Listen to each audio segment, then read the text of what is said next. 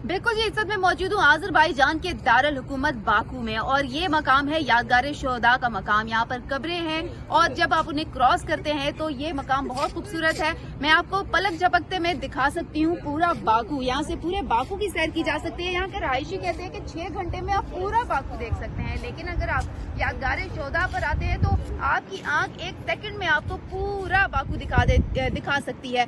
क्या कैस्पियन सी और क्या जो डाइनिस मॉल है, सड़कें हैं, इमारतें हैं, सभी कुछ यहाँ पर आप आसानी देख सकते हैं। यहाँ से खड़े होकर ऊंचाई है और पूरे बाकू का यहाँ पर खूबसूरत नज़ारा। यहाँ पर आने के लिए एलिवेटर्स भी लगाए गए हैं और ट्रेन इस्तेमाल की जा रही है।